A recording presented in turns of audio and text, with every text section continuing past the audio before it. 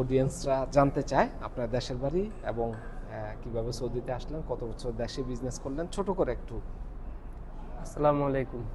আমার নাম হচ্ছে জনি মিজি, আর আমার বাবার নাম হচ্ছে মোশাররফ হোসেন বাদশা। আর আমি দেশে পড়ালেখা করতাম, পড়ালেখার পাশাপাশি আমার 90 মার্কেট ছিল, কি 99 মার্কেট, বাচ্চাদের খেলনা ওগুলো ছিল। তার পাশাপাশি ছিল প্যাশন হাউস, ছেলেদের গেঞ্জি, খেলনার যে জার্সি গেঞ্জি, এগুলো করা ছিল আর কি অনলাইনে। মানে আপনার পড়ালেখার পাশাপাশি অনলাইনে এগুলো করতাম আর কি। এগুলো আর তারপরে বাবার স্বপ্ন ছিল যে একটা ছেলেকে, আমি বড় ছেলে ফ্যামিলির, আমাকে বিদেশে পাঠাবে। হ্যাঁ। বিদেশে পাঠাচ্ছে ওনার বন্ধুর মাধ্যমে। উনি আমার সাথে প্রতারণা করছে, আমাকে সঠিকভাবে কাজ দেয় নাই বা করে নাই।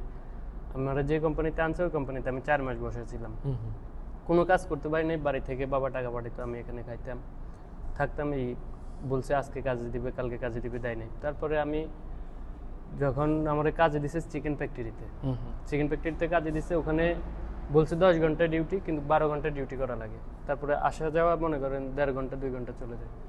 তো সময়তে আর যায় না। এমনও দিন গেছে বাড়িতে কথা বলতে পারি না সময়ের কারণে।